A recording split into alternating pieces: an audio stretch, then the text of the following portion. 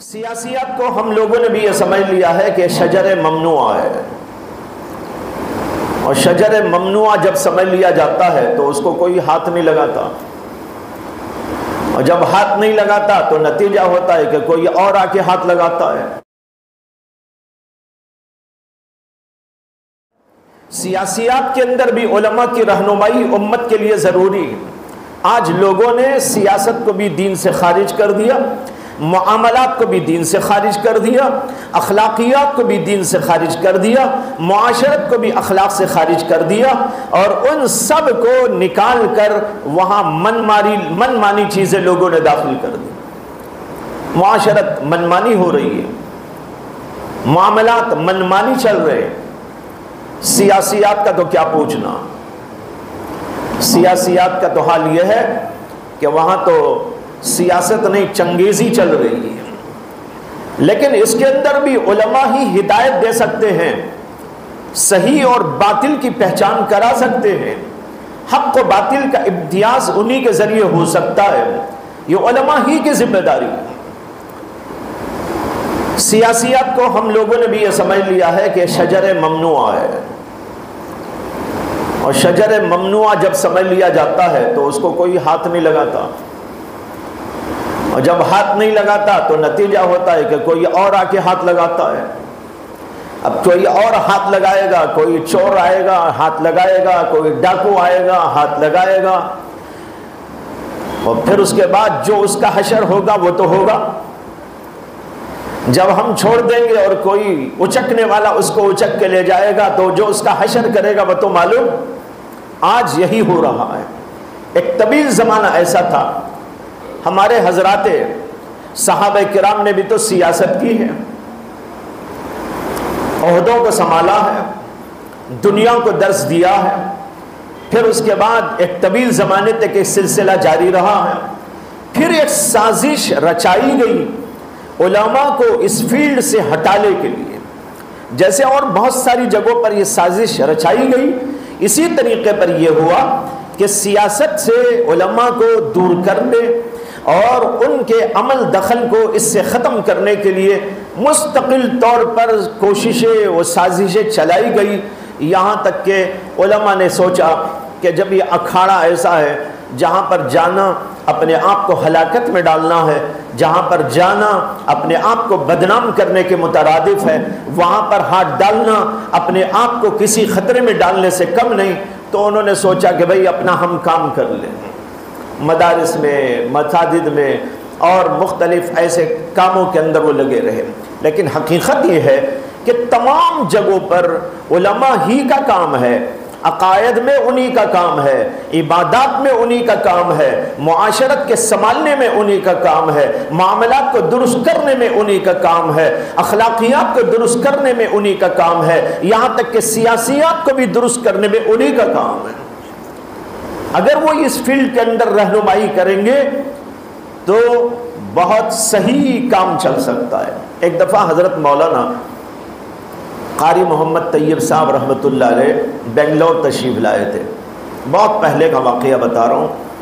ہمارے پڑھنے کے دور کا واقعہ، اور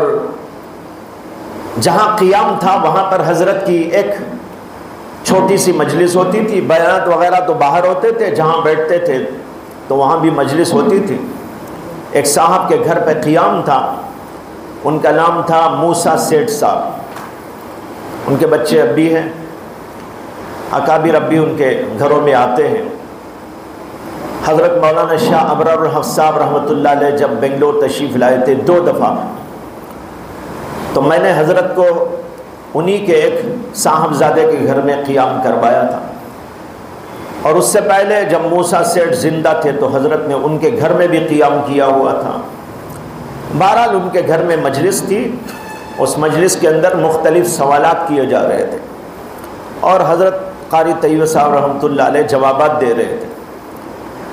اسی میں ایک صاحب نے سوال کیا کہ حضرت آج دنیا کے اندر امن،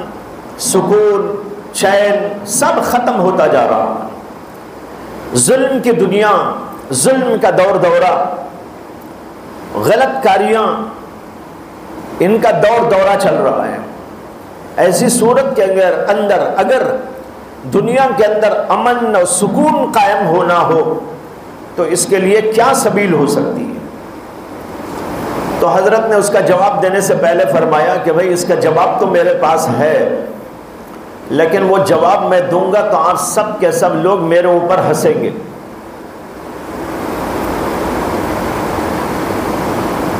تو وہ صاحب کہنے لگے کہ نہیں حضرت آپ فرمائیے۔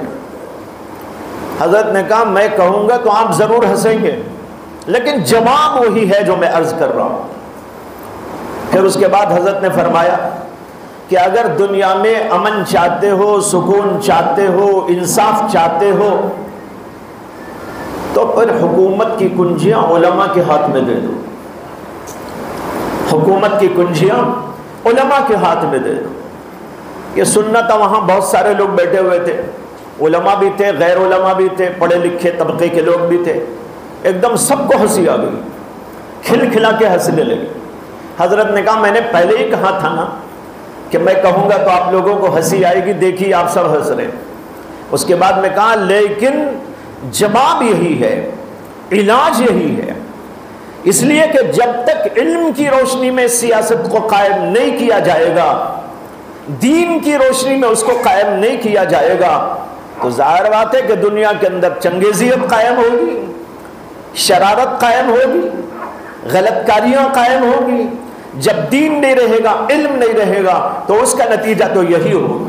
آج پوری دنیا کے اندر جو حکومت قائم ہے، یہاں سے وہاں تک، چاہے وہ اسلامی ممالک کہنے والے ہو یا غیر اسلامی ممالک ہو، کسی بھی قسم کا کوئی ملک ہو، ان تمام ملکوں کے اندر جو بھی حکومتیں قائم ہیں وہ دین کی بنیاد پر نہیں بلکہ وہ تو بے دینی کی بنیاد پر ہے، اور علم کی بنیاد پر نہیں بلکہ جہالت کی بنیاد پر قائم ہے۔ اس وجہ سے آج پوری دنیا میں ہنگامہ ہے، پوری دنیا میں ناانصافی کا دور دورہ ہے، ظلم کا دور دورہ ہے، کسی آدمی کو سکون نہیں، کسی آدمی کو چین نہیں۔ ہر جگہ پر ایسا معلوم ہوتا ہے کہ لوگ پریشان ہیں، پریشان، چاہے وہ اپنے ملک ہو یا کسی اور کے ملک ہو، ہر جگہ پر۔ ہاں کمی بیشی کا فرق ہو سکتا ہے، لیکن صورتحال تقریباً سب جگہ یکساں ہے۔ بتانا یہ ہے بھائیوں، یہ ہے ہمارا کام کہ ہم رہنمائی کریں، ہر چیز کے اندر رہنمائی کریں، اور یہ کام جب تک ہم کرتے رہیں گے، اپنی ڈیوٹی کو سنبھالتے رہیں گے، امت کے اندر خیر اور صلاح اور فلاح آتا رہے گا۔